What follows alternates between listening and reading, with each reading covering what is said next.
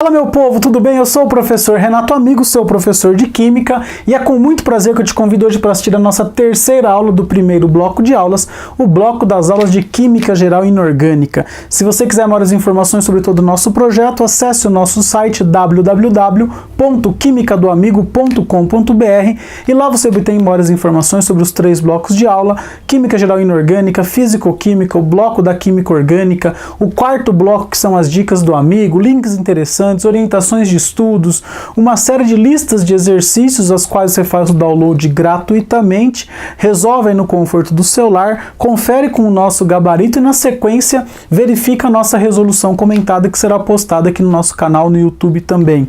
Essa é mais uma aula que está sendo regravada, a aula original você pode conferir lá na playlist das aulas antigas, mas agora a gente está gravando aí com áudio e vídeo um pouco melhor para que você aprenda química aí de um jeito diferente. Portanto, seja muito bem-vindo, muito bem-vinda para a nossa aula de estados físicos da matéria e mudanças de estado físico. Pessoal, basicamente os três estados que a gente estuda no ensino médio são os estados sólido, líquido e gasoso. Lá na física, normalmente você também estuda o plasma, né? Geralmente eles trazem algumas ideias de alguns outros estados físicos da matéria. Pra gente aqui na química, esses três estados estão excelentes, tudo bem? Então a gente vai ficar aqui nos nossos estados sólido, líquido e gasoso. Pessoal, o que diferencia um estado físico do outro? Basicamente a gente vai diferenciar pela forma e pelo volume. Pessoal, presta muita atenção e anota aí se é que você faz algum tipo de apontamento nas nossas aulas. Sólido vai apresentar forma e volume fixos, tudo bem? Então ele tem forma e volume que não variam. Né? O formato de um objeto sólido ele é o mesmo independentemente da área, ou seja, de onde ele esteja. Ó, aqui é o mesmo formato, tudo bem? E ele tem também uma massa, né? Um volume, ele ocupa um volume que ele é fixo. Já no estado líquido, a forma não é fixa, a forma varia, depende do recipiente que esse líquido está contido. Agora, o volume, ele continua sendo fixo. Uma garrafinha de meio litro de água, se você de repente pegar o conteúdo e despejar num balde, vai continuar tendo meio litro de água, porém vai estar no formato do balde. Se você jogar no chão, vai continuar tendo meio litro de água, porém com o formato do chão, tudo bem? Ou seja, a forma varia, mas o volume não. Já no estado gasoso, que é o estado caótico, nem forma nem volume são fixos. Tanto se você passa um pouco de perfume numa certa região de uma sala, logo esse perfume se espalhou pela sala toda. Então o volume não foi fixo, né? O volume ele variou conforme o tamanho do recipiente que contém essa substância, beleza? Basicamente, então a gente diferencia os três estados dessa forma, analisando o formato e o volume. Outra coisa importante é o estado de organização. No estado sólido, a organização é máxima. Então, olha lá, no estado sólido, a organização é maior do que no estado líquido, ou seja, a organização das partículas que contém, e no estado líquido a organização é maior que no estado gasoso. Então, quando a gente fala em organização, a gente diz que o estado sólido é o estado mais organizado e o estado gasoso é o estado menos organizado, ou seja, o estado mais desorganizado, o estado caótico, beleza?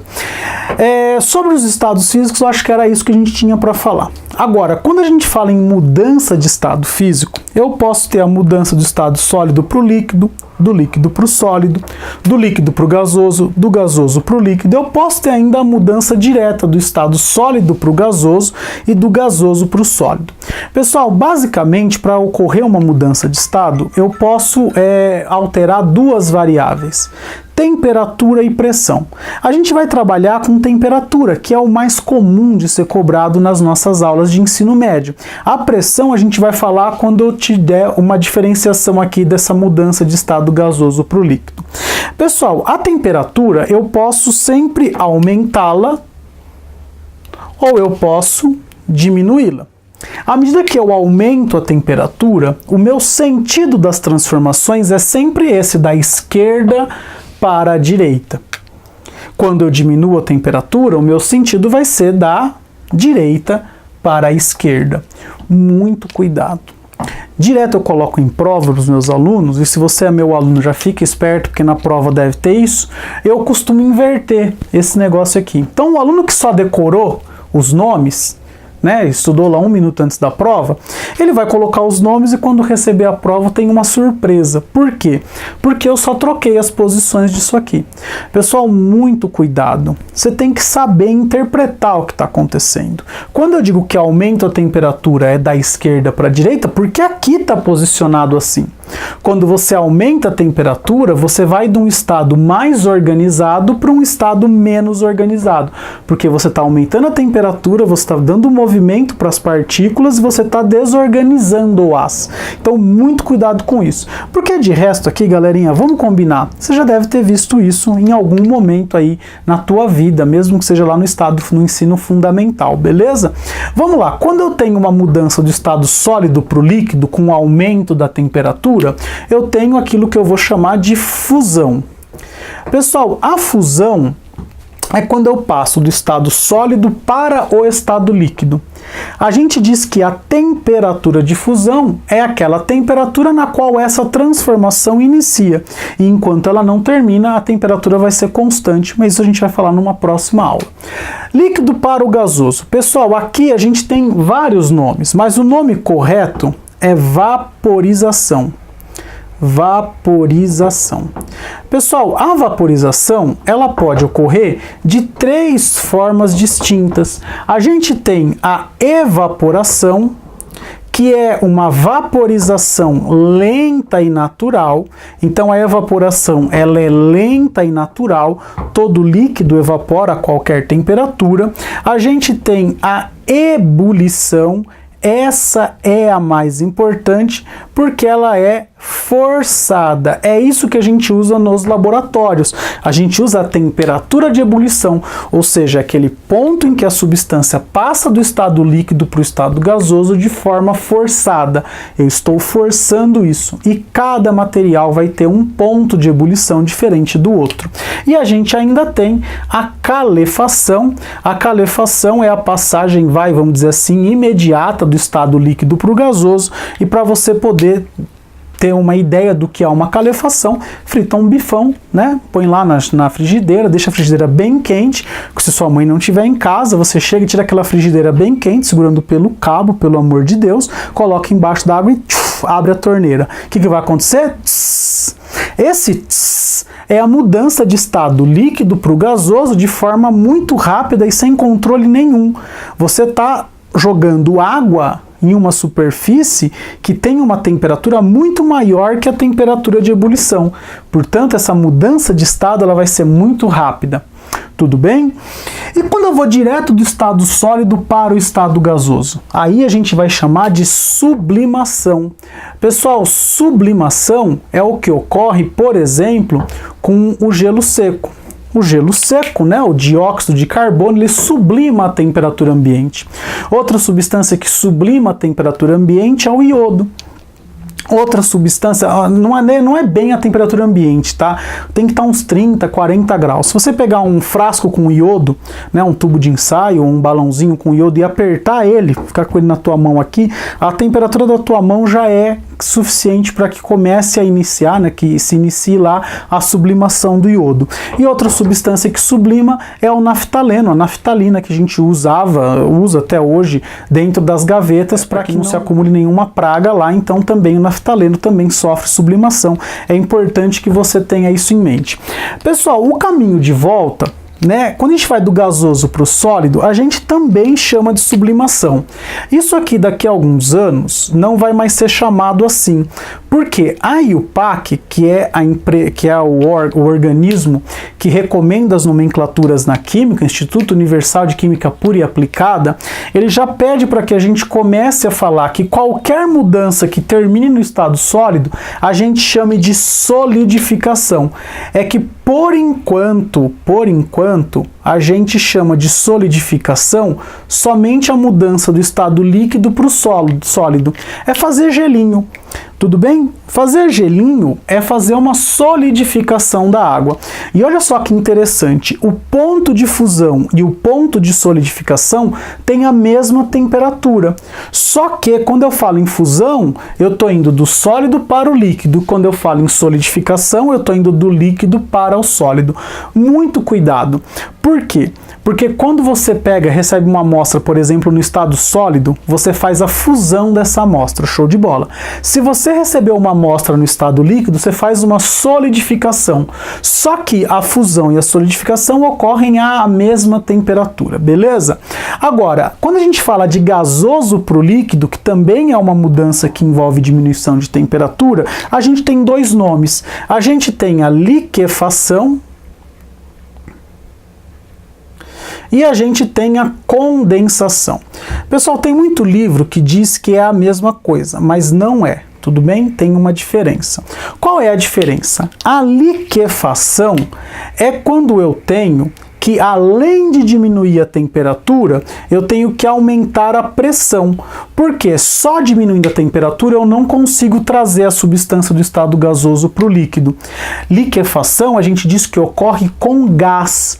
E condensação a gente diz que ocorre com vapor. Diferença de gás e vapor você vai aprender no bloco 2, nas aulas de físico-química, quando a gente fala do ponto triplo da água. Existe uma temperatura que, acima daquela temperatura, a substância não está mais no estado vapor, ela está no estado gasoso. E aí, para voltar para o líquido, eu tenho que, além de diminuir a temperatura, aumentar a pressão. É, por exemplo, o que acontece com o ar atmosférico. Quando a White Martins ou qualquer outra empresa que faça a liquefação do ar atmosférico, ela é feita com condições de temperatura muito baixas e com condições de pressão muito altas, porque só diminuir a temperatura não vai adiantar para mudar de estado, beleza?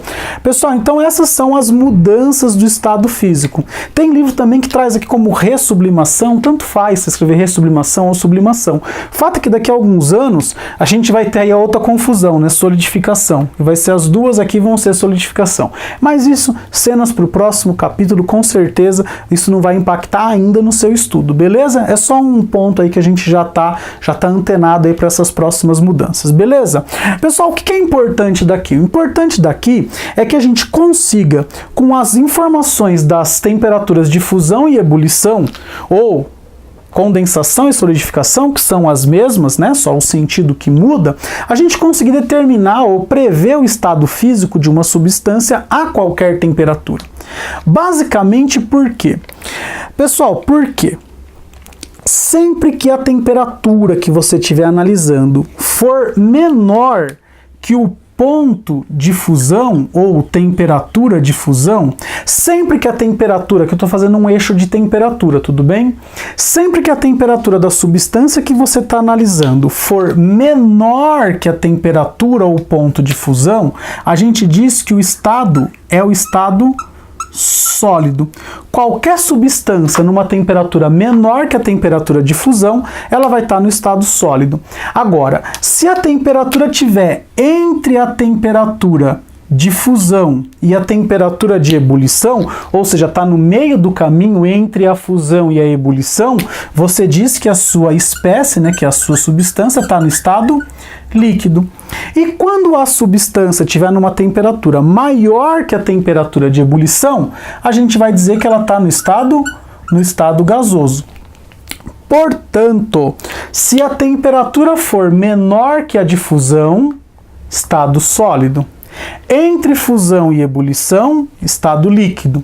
E acima da temperatura de ebulição, estado gasoso. Exemplo, tem aqui o material A e B, tirei os pontos de fusão e de ebulição do material A e do material B, e eu quero que você determine o estado físico de cada um deles a temperatura de 16 graus Celsius. Pessoal, se eu fosse encaixar o 16 graus Celsius aqui, eu encaixaria para a substância A antes da fusão, entre a fusão e a ebulição ou acima da ebulição. É só você imaginar que esses dois valores estão numa reta, como essa reta aqui, e eu quero pôr o 16 nessa reta. Então você imagina, o 20 está aqui, né? O 130 está aqui, o 16 não ia estar antes do 20? Ó, então a substância A, na temperatura de 16 graus Celsius, ela vai estar no estado sólido. Por quê? Porque 16 graus Celsius é menor que o ponto de fusão. E para a substância B, vou fazer a mesma coisa, vou colocar o menos 10 e o 80 em uma linha como essa e vou verificar, o 16 ele é menor que menos 10? Evidente que não. O 16 ele é maior que 80? Também não. Então ele está entre 10 e 80. Se ele está entre a fusão e a ebulição, eu vou dizer que o estado físico dessa substância B na temperatura de 16 graus Celsius é o estado líquido. Isso é muito comum de ser cobrado em exercícios. Evidentemente que não vai ter um exercício, o vestibular está te cobrando 3 anos de ensino em 10 questões, 15 questões, 8 questões, 7 questões. É evidente que numa primeira fase não vão cobrar isso. Mas numa segunda fase, como você tem vários itens e são questões muito bem elaboradas, pode ter um itemzinho lá que é só aquele itemzinho para você não zerar.